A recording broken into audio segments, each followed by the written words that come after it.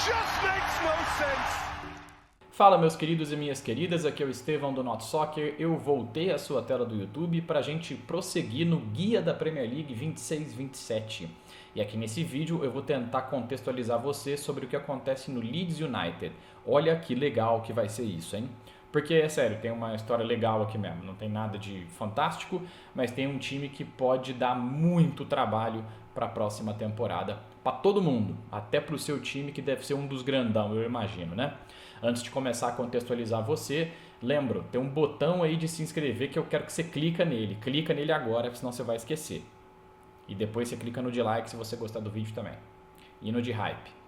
E aí você entra no clube de membros do Not Soccer também, para você ter conteúdo exclusivo. E aí você vai ver as nossas lives... Parei. Eu prometo que eu parei. Vamos falar do Leeds. O Leeds tinha voltado à Premier League naquela última passagem com o Marcelo Bielsa, que vocês devem se lembrar, pelo menos de comentários da galera da época, ou você mesmo assistiu a esse time jogar, porque era uma equipe que jogava com aquele futebol mais Bielsa possível. E no sentido positivo, no que funciona, né? Porque o Marcelo Bielsa é 8 ou 80, pra gente ser reducionista demais aqui. Esse cara é muito respeitado no mundo do futebol, tá? Pra eu reduzir ele a isso. Mas vamos falar assim, pelo menos para entender o que aconteceu nos anos recentes do Leeds. O Leeds era um time muito porra louca quando ele vai para a Premier League com o Marcelo Bielsa. Isso dá certo na primeira temporada, dá muito errado na segunda. O Bielsa é demitido. E depois de um tempinho ali em 2023, não consecutivamente após o Bielsa, eles contratam o Daniel Farke, é o que você precisa saber para esse vídeo aqui. O Daniel Farke, que era um treinador para nós aqui do canal, que existe desde a temporada 21-22, era um técnico que a gente conheceu pela tentativa de subir com o Norwich, que deu errado. Eu não lembro se foi apenas uma, acho que foram duas tentativas, e ele sobe e cai, e ele tenta jogar num 4-2-3-1 de uma forma parecida com o que ele fez para o time subir para a Premier League. Então você tenta manter o que for possível do estilo, adicionar peças novas para você tentar fazer algo parecido com o que fazia na Championship. Afinal de contas, o Norwich dele foi histórico para a Championship. Então, será que o Timo Pukki vai fazer 1 milhão de gols? Ou será que a gente precisa ajustar isso aqui? O Pukki não fez 1 milhão de gols naquela temporada, na última do Daniel Farke na primeira divisão. Antes de voltar com o Leeds, é claro, eu vou te contar, calma. Mas então eles caem. Fica marcado no nosso imaginário o Daniel Farke como um treinador que é excelente para subir o time até a Premier League, mas ele não provou pra gente que ele conseguia fazer o próximo passo, que é ficar com o time que ele levou a PL. Com o Leeds, ele quebra isso, e ele quebrou isso em 25-26, na temporada passada, que é o mais importante aqui dos estágios para você entender em que pé que tá o Leeds. Afinal de contas, é o mais recente, né, Estevão? Eu não sei porque eu disse isso. Em 25-26, o Leeds tenta começar a temporada jogando com uma linha de 4 na defesa. Então você tem um 4-2-3-1, como o Daniel Farke jogou com o Leeds na temporada em que eles são campeões facilmente da Championship. E o que acontece com o estilo de jogo deles no começo da PL é que eles são massacrados quando eles não estão em Elland Road, principalmente. Então, o estádio do Leeds, no começo, na primeira metade ali de 25-26, antes até um pouco de completar a metade, tá? É em novembro que vai acontecer uma mudança aqui, novembro para dezembro, que é o Leeds perceber que depois de uma sequência pesada de derrotas, eles tendo apenas Elland Road, né, como grande trunfo para a permanência, porque até ali no comecinho o Leeds era um time chato em casa, fora tá fácil.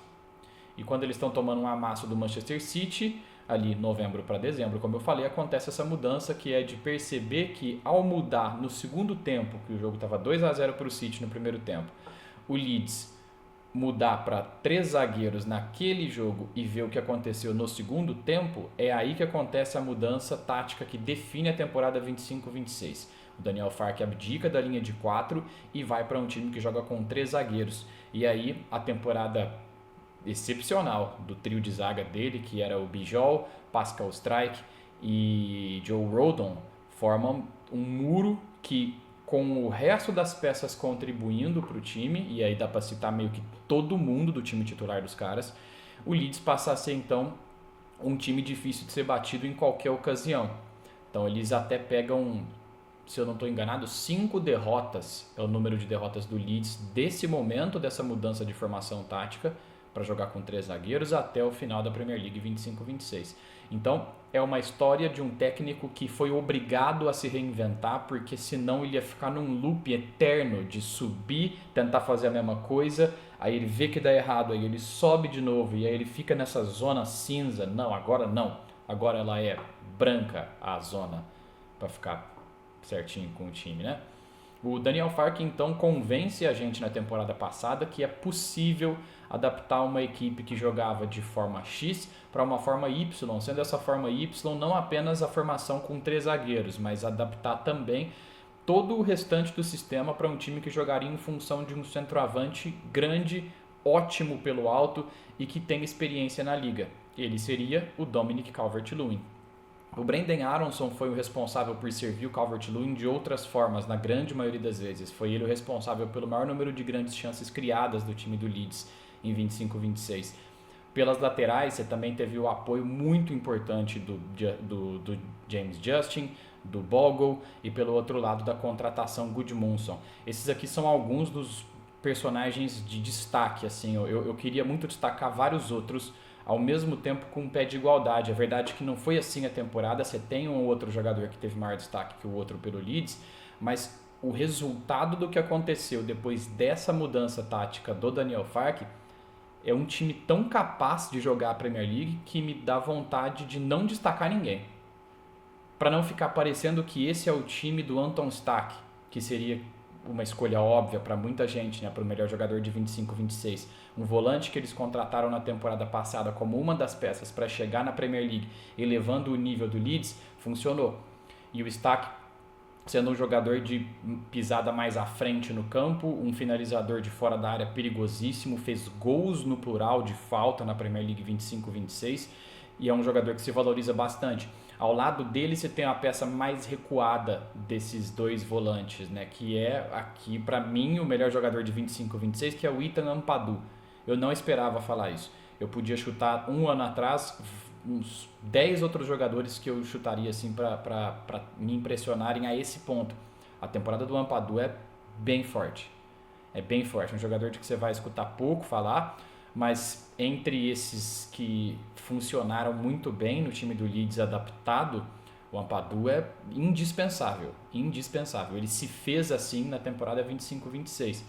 Então, um time que também teve um destaque muito forte para o Strike, que sai do Leeds agora, nessa janela aqui, enquanto a gente conversa nesse vídeo.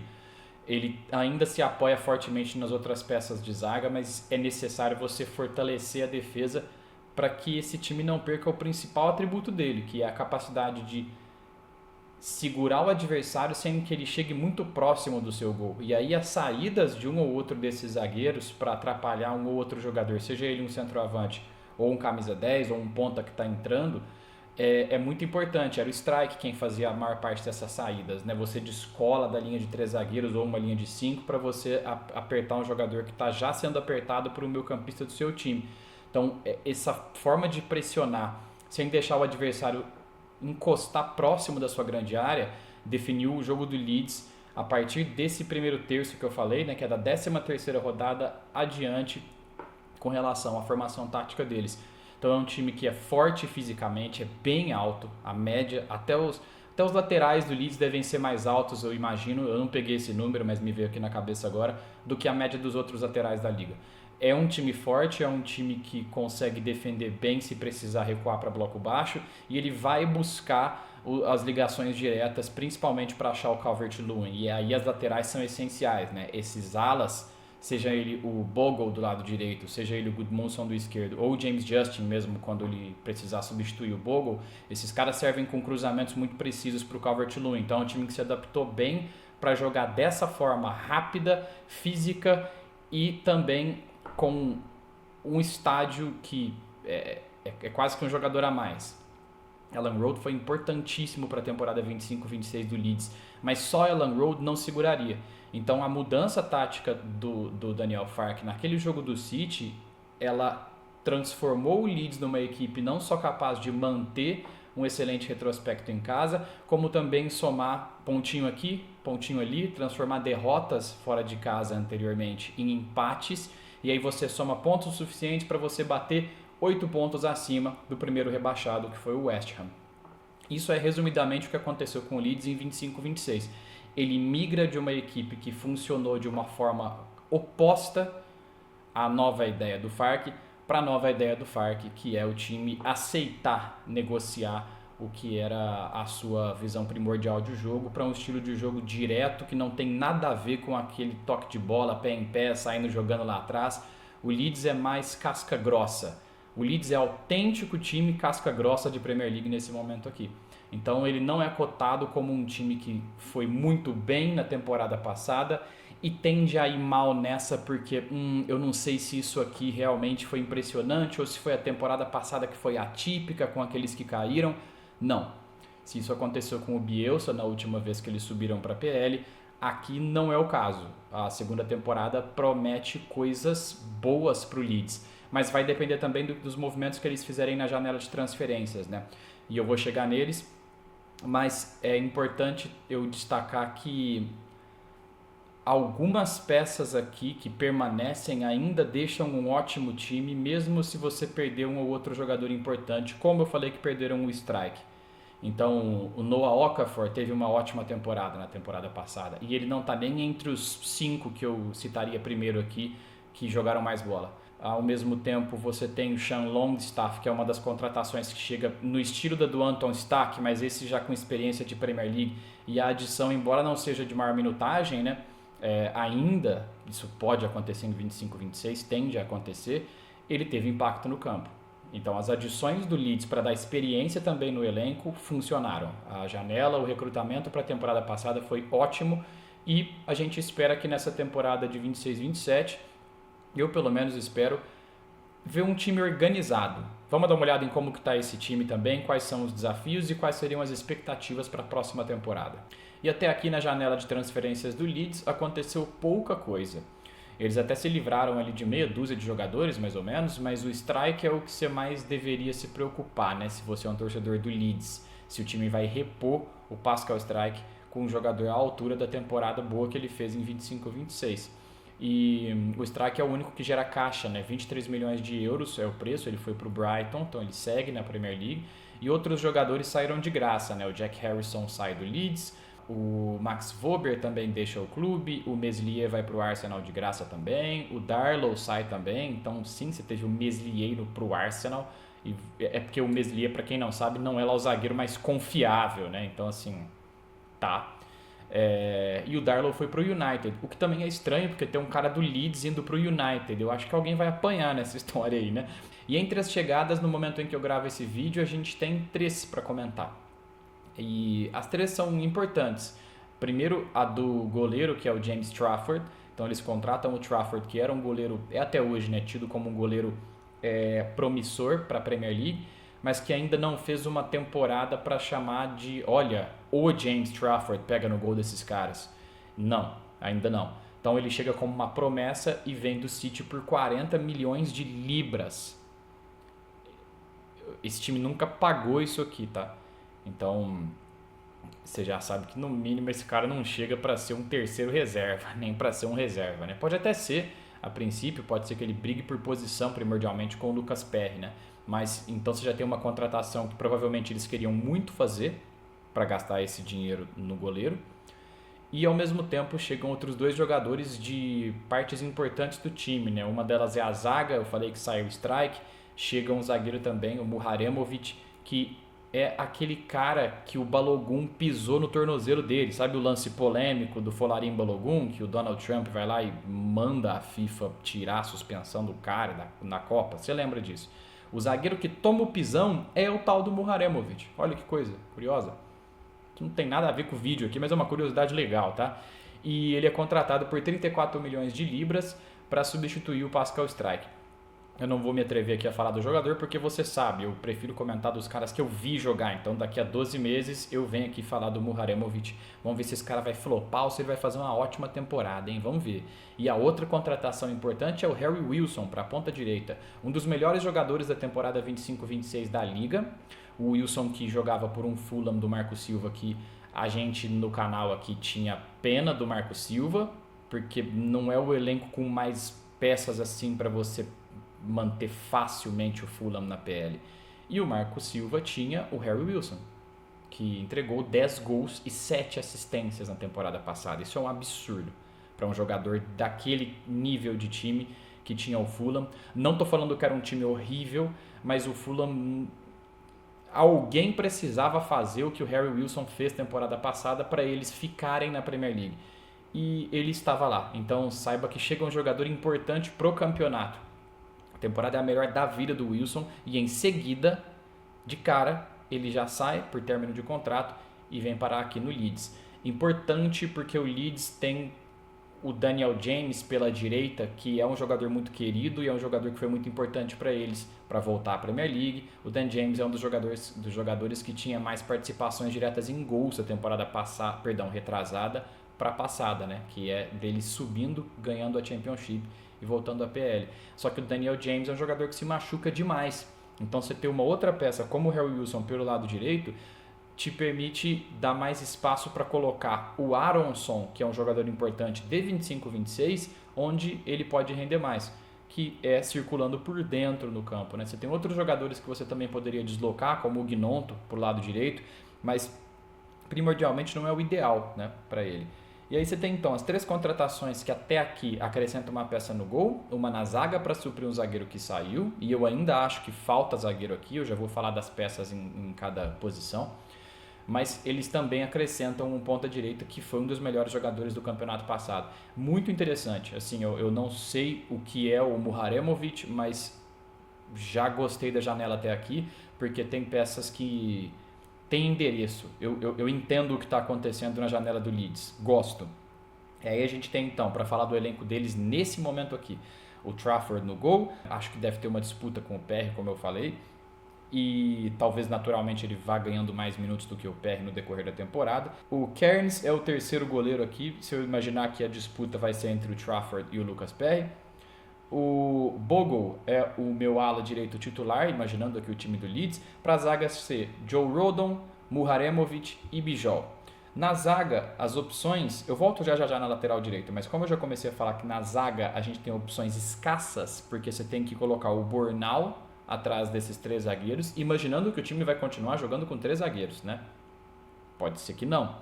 O James Justin também pode jogar na zaga. E você tem na lateral direita as opções do Byram e, obviamente, do James Justin. A sua lateral esquerda tem o Gudmundsson e a possibilidade de você jogar o Justin para lá também, porque ele joga em tudo que é posição que você quiser, esse cara.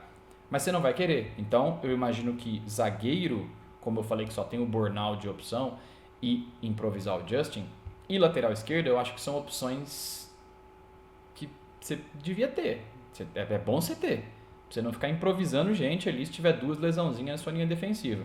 E aí os volantes, Stack e Ampadu, as opções a eles, a Otanaka, ótimo jogador para esse time aqui do Leeds, Longstaff, ótimo jogador, então você tem um meio campo que você pode intercambiar peças aqui, tanto durante o jogo, com elas mesmas em campo, ou entre elas de escalação para escalação.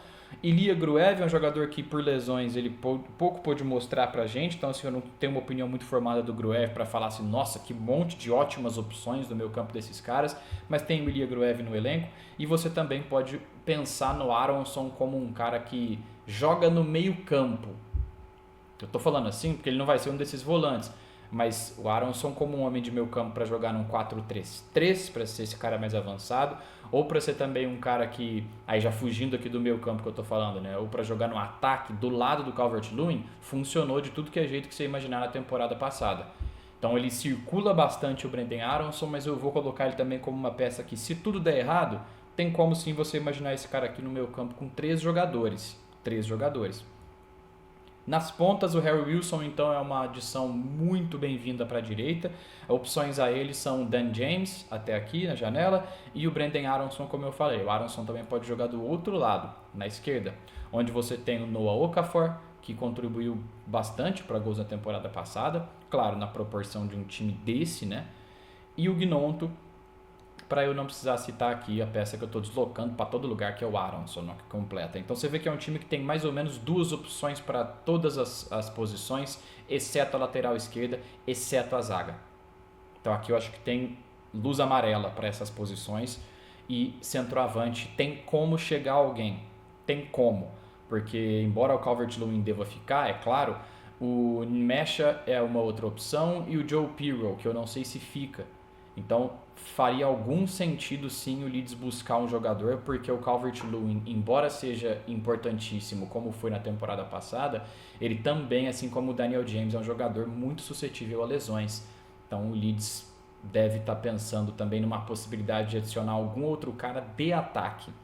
Talvez uma peça que consiga jogar tanto centralizada quanto jogar nas pontas, eu não sei. Mas faria sentido, eu consigo imaginar isso acontecendo.